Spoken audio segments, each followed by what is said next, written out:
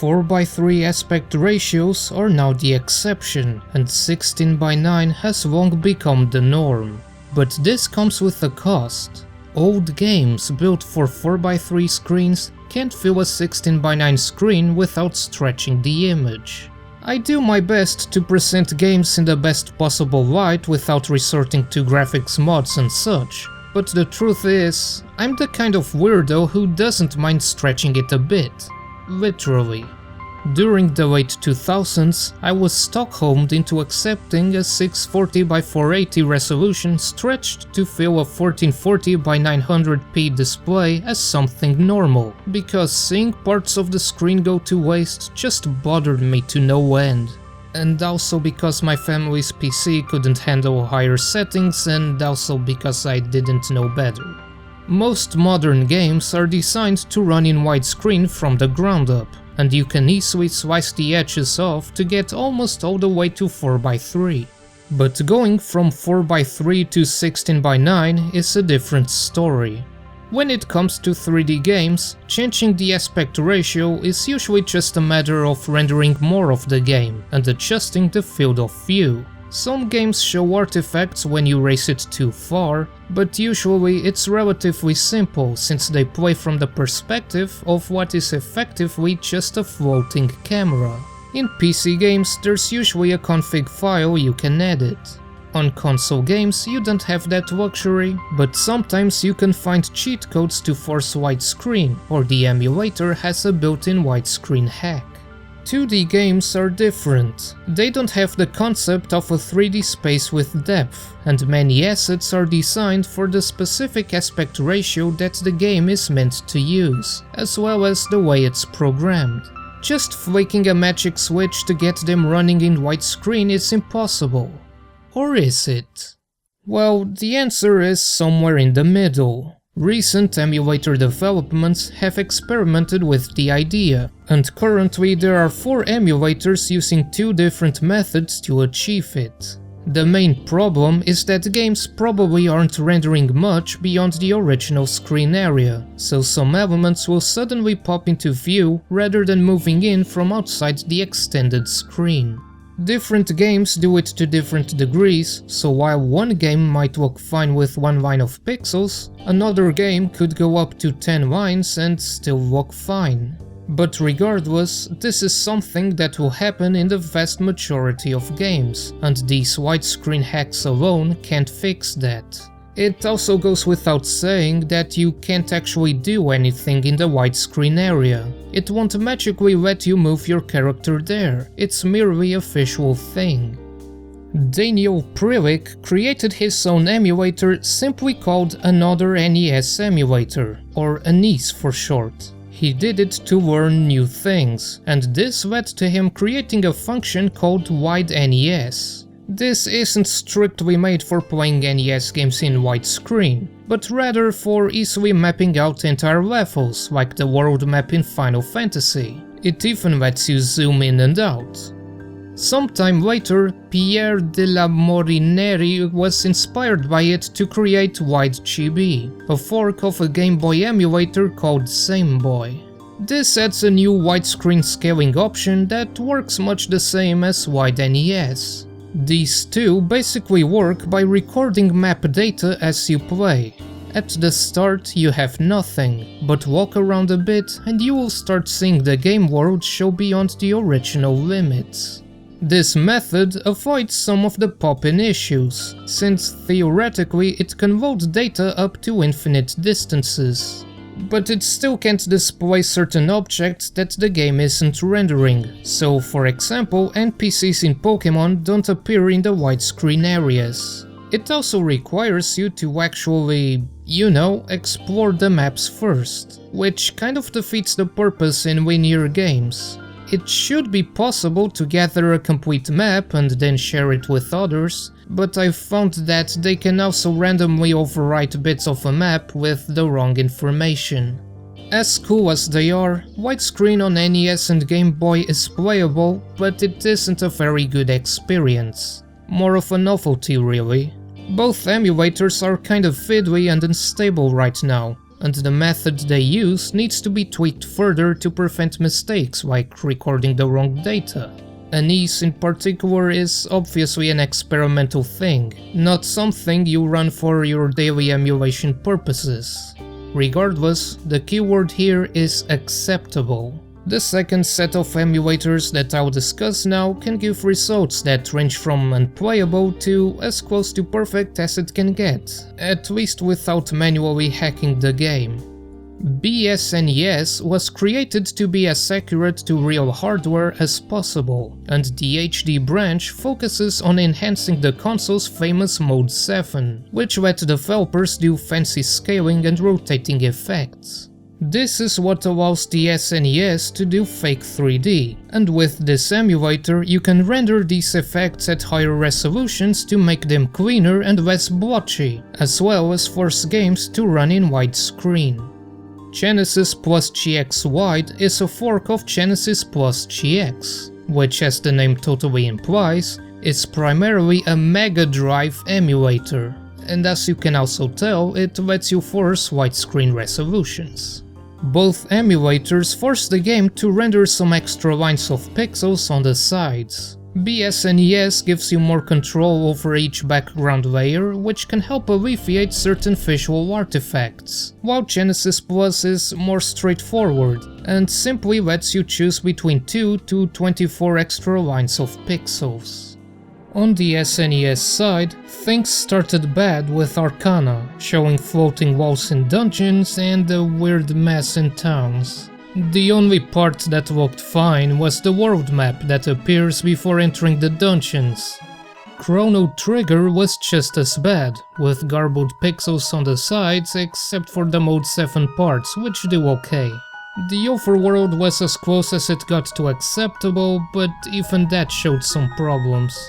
Final Fantasy VI didn't show as many artifacts, but well, it also didn't show much else. It seems this game has been strictly programmed to not render anything outside the play area, aside from parts of the menu. So yeah, this game just straight up doesn't work with the widescreen function.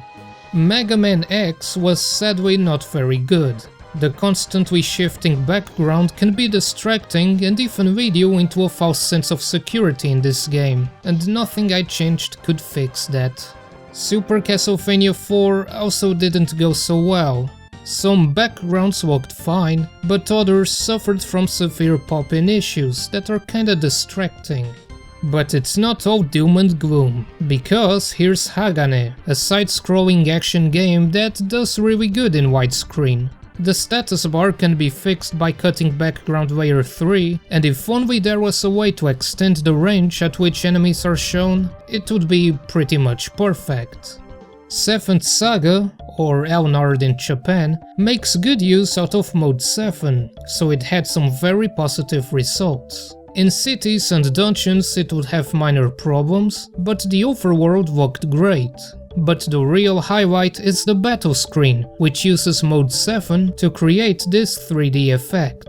Not only does it look flawless in widescreen, but SNES-HD also lets you render the graphics at a higher resolution to get a crisp and sharp look. Aside from the glitchy transition, this is as good as it gets. Harvest Moon revolves around managing a large farm, so I hoped it would work great in widescreen since more visibility would be appreciated. And well, it kinda did. You can set widescreen background 3 to auto horizontal to disable the text box on the side, but you'll still have to live with the random stuff outside the farm and city maps.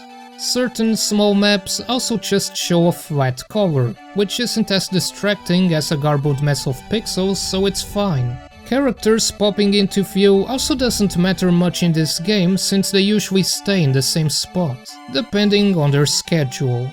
And that's it for SNES. Finally, we are going to check out some Mega Drive games. First of all, no, the widescreen hack doesn't work with the other systems compatible with Genesis Plus. It only works on Mega Drive games. Anyway, I started with the Phantasy Star Trilogy, all of which produced more or less the same kind of result. On the overworld, you had artifacts on the edges, which were kinda noticeable.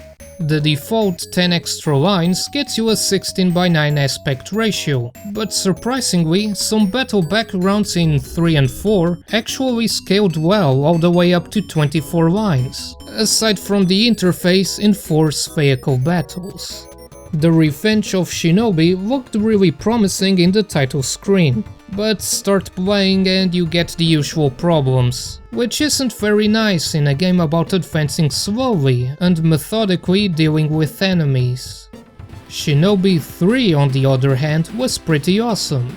The background was cut off only at the start and end of each stage, and the rest was really good aside from this part with vertical scrolling. It's also a rare example of a game that renders enemies beyond the normal play area. Would recommend. Castle of Illusion gave me the same results. The start and end of each stage is cut off, but enemies and items don't suffer from the usual kind of pop-in, so it was a good experience too. Streets of Rage 1 did well, with both the intro and the stages not suffering from major issues.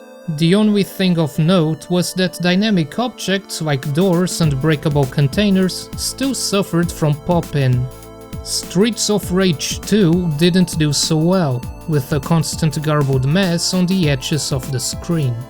Gunstar Heroes changed wildly depending on the scene.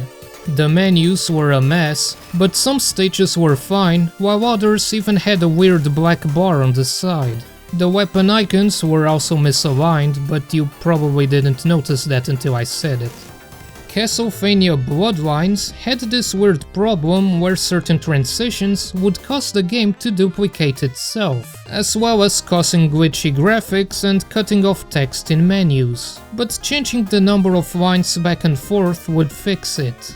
Which is cool, because during actual gameplay it's really good. Some enemies would be rendered right from the edges of the screen, and those that weren't were close enough that it wasn't very perceptible. There were some minor but noticeable artifacts in a few parts, but they never got in the way of the gameplay.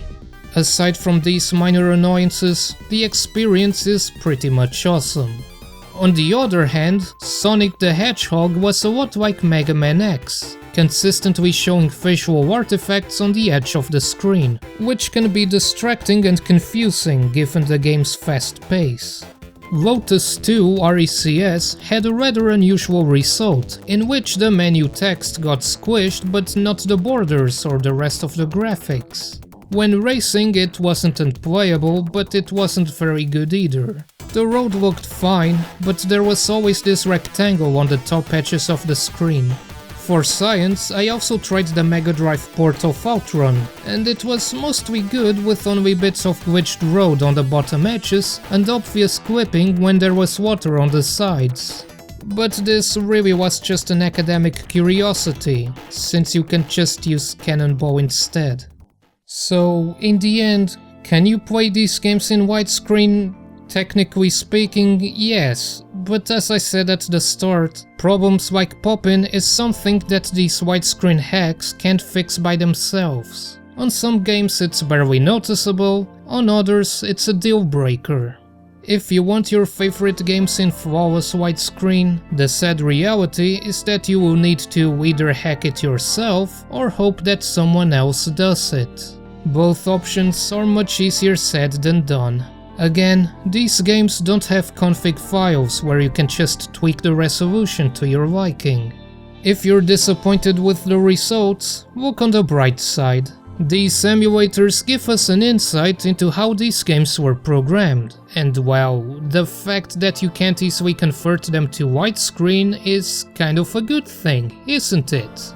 It means that the developers optimized the games as well as they could so that you could have stable frame rates. There's a lot that goes into it, of course, such as how much experience developers have with the system. But maybe Streets of Rage 2 not working well in widescreen is one of the reasons that it runs at 60 FPS instead of 30 like its predecessor, while still managing to look better. So if you got anything out of this video, then hopefully it was satisfying your curiosity about how different games render their graphics. But don't let the results you saw in this video keep you down. If you have a particular game you'd like to see in widescreen, give these emulators a try. Who knows, you might even be surprised.